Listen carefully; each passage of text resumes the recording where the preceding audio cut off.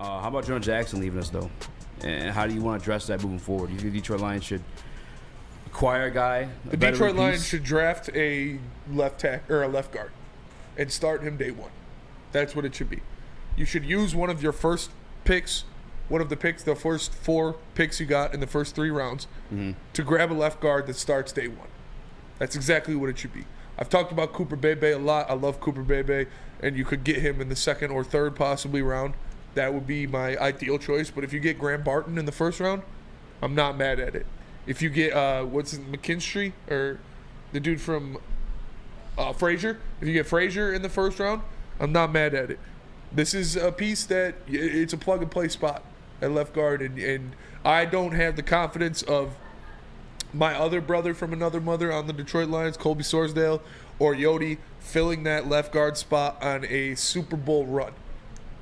So I think you go out, you get one high in the draft, and that's your guy for the next 4 to 5 years.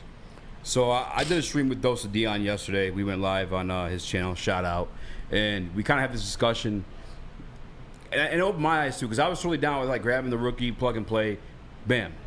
But then we were talking, and this is a really complicated run scheme. Obviously, we had Colby Sorsdale, who moved from the tackle position to the guard position, also his rookie year, later round pick from William & Mary, jumping to the NFL. I don't know what the expectation there is to begin with, but he had trouble getting it down too. And he to the point where they just kind of like gave up on him in midseason unless they absolutely needed him. Yeah. That's where he saw like reps for the Detroit Lions. But I kind of almost want to grab a vet just to be safe and have a guy that has like the experience of like running all these different schemes. The wham blocks. I mean, obviously everyone polls, but we poll on passing plays. Like we do all kinds of crazy shit in this Ben Johnson scheme. It's specifically tailored to the offensive line. I mean, that's half the reason we had Ted Wynn on last week, because I love that article he wrote. He wanted to open my eyes to like the different like stuff they're doing on that offensive line. I just thought they're like, they're out there killing it. No, they're doing all different kind of things. I just don't know if a rookie's going to be able to step in similar situation too. Like I don't know if you can depend on that. You know. That's why I like Cooper Bebe for this position so much, is because Kansas State does a lot of those similar things.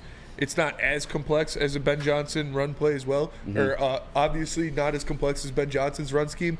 But they do a lot of pulling. They move him around a lot. They do a lot of wham blocks. They do blocks where he's like starts at his left guard position, or he starts at left tackle and then motions over to the other side. Yeah. He does a lot of things where they move him around the offensive line. So I think he would have an easier job picking up a complicated run scheme with a lot of moving parts in it than some of the other guys.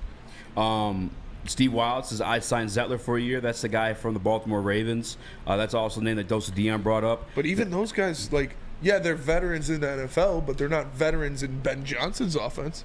Then that's very true, but at least they have like some experience in the NFL. I guess both, like one, just playing at the level at that speed, because that's something you hear from every rookie that jumps to the league is like, the play speed is a lot different. Yeah. And then just two, I would actually, and I can't say this for certain, especially when it comes to like the offensive line specifically, but a lot of the things I saw out of that Ravens offense when we played them last year was like kind of similar to what like Ben Johnson and kind of everyone does, like a lot of the motioning and stuff like that. Like they were doing a lot of that with the Ravens last year with Lamar Jackson. If Zettler, coming from over there to here, I at least have the experience in doing these things and seeing these things, and at that level too, I would just feel more comfortable doing it. I just don't know how big of an investment Brad is willing to make at that point, because Zettler is probably at the top of the list when it comes to like signing some of these guards left in the market right now. Yeah, I don't think you do it. I talked about it before. With the pieces you have on this offensive line that are there, that are established in Taylor Decker, Frank Ragnow, Penei Sewell, and Graham Glasgow, they'll be able to mentor a young left guard, on top of having the best offensive line coach in the NFL in Hank Fraley and one of the best run designers in the NFL in Ben Johnson. I have the utmost confidence that all of those minds together, on top of just being a football player in the guy, whoever they draft, he'll be ready to go and up to speed for the beginning of the season. I'm not worried about hiccups. Yeah, will there be some rookie mistakes? Yes, but that's at any position. You have the ability to make up for a couple rookie mistakes in the beginning of the season because the pieces you have surrounded that guy. The Ronin 99, Evan Brown, waiting on our phone call. I like that one. And that's a guy who's literally been in the system. And I feel like he'd be pretty, like, fairly cheap too. I could see Evan Brown in a Glasgow type role from last year. Kind of a depth piece. We can move around left guard through right. So I like that in Evan Brown. But easy, I would definitely use one of these top 2 picks on a guard. Honestly, I mean, if he can bounce out to left tackle for Taylor Decker's maybe future departure, we have to now worry about But I am using either pick 29 or 61 on an offensive lineman, no doubt about it. And I just got to trust Brad to pick the right guy, which I believe he will. Yeah, I'm not. Oh, Zadarius Smith re-signed with the Browns. yep. 2-year deal. Oh, 2 year. Yeah, up to $25 million.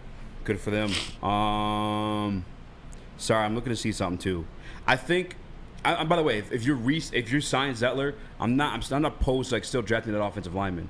I just don't know if it comes at 29, which I've obviously always kind of been like, hey, you can grab these guards late. I think especially in this draft, there's so many guys it feels like that are able to play the offensive line position in multiple positions. Yes. Like when we do these breakdowns, how many guys have we told you, oh, they're versatile, they played all across the line? Like we have that right now in this draft class. I think there's multiple guys that could do that. I think you do both. I think you grab a Zettler because you want something for sure. And Brad Holmes pointed out how important in that he takes this offensive line. They know it's the bread and butter of everything they got going on. And that was in reference to like the Frank Ragnow question at the time. But I think it applies to the guard position too. I think you grab someone that you know could play and fill in like day one and then still go in and grab somebody. Does it end up being a first round? Probably not in that scenario just because like you're not investing a first round pick to kind of sit there in a championship window. But then again, Brad does BPA, so if one of those like top end guys do fall to us, he's going to take them. But I think you do a little mix of both. Chris? Yeah, that's where I want to go with it, staying on that theme, but kind of just asking an important draft question with the first round pick being that extra fifth year that you get. Where does that kind of come into play? Because we see Brad is always leveraging every part of the salary cap he can.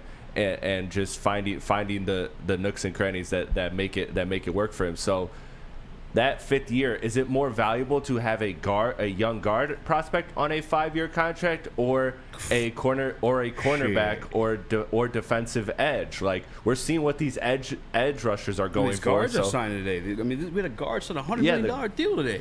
That shit's crazy to me. Yeah. So that can be a factor. Like he is going to go BPA, but I do think that will also be a factor. Is that fifth year will be kind of and could end up being a deal breaker split if he's splitting hairs between prospects. Yeah, I don't think that I don't know, man. I truly feel like he probably goes BPA regardless of like that fifth year. I mean, that is something good to weigh out though, in my opinion, just because like. I don't know if you value the fifth year option on a guard as much as you do as like a cornerback or something like that, you know. Mm-hmm. But I mean, these guards are signing crazy deals, so maybe you do. I think he just goes the best player regardless. My personal opinion. Anakin, I think is the name. You say that one. He says, "What is Brad's offensive line track record except for Sewell?" We got Sewell, and you got Sorsdale. I think that's it in terms of draft classes. I believe so. I'm pretty sure that is it. And again, he said this in the presser too. Like you can't really like grade these draft classes until year 2, year 3.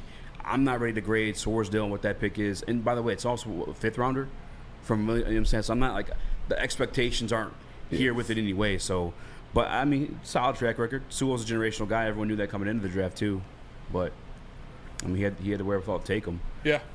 But I'm probably going to Evan Brown. I'm seeing a lot of Evan Brown comments in the Woodward Sports chat. I'm 100% I would not be mad if they brought back Evan Brown. Like you said, that is a guy who is familiar with the system. He's played in Ben Johnson's scheme before. He is another guy, a versatile guy. He can play center if you need him to play center. He can move around. So I'm not mad at all if they would go out and give Evan Brown a contract. But I still think you draft an interior guy as well. A couple guys out there too. Damian Lewis from Seattle. He's out there. Obviously, we brought up Zeitler with the Ravens. I don't know if Dalton Risner signed anywhere. I don't know if he did off the top of my head. But Evan Brown probably be the guy I'm looking for. Just because of the familiarity with the offense and its complexity. Is that right? Complexity. Complexity? Yes. Are you guys surprised a guy like Jonah Jackson got $17 million a year? And does that kind of just talk about, I mean, we just talked about all these guards getting fat contracts. Does that talk about maybe the switch and how the position is viewed over around the NFL? For us, it should be viewed high just because when JG was in that turnover streak he went on there in the middle of the season, it was when we were missing pieces of that interior offensive line. I remember that being like some of the, I call them excuses. Maybe I'll say it's fair to you guys now because the season's over. The hostility's down a little bit. But no, I mean, the games that JG shit the bed, he was missing his interior guys. He didn't have that familiarity with there. So, like, yeah, I think it's, for us specifically, it's important. And I think that's probably a piece they definitely grab for HC. And I guess my question to you, Spinny, because I know Nick and I discussed it. Would you be cool if they still drafted that guard that's going to sit there in the first round if they signed a guy that's going to start day one? Yeah. Yeah. I am too, just because of Brad. Yeah. And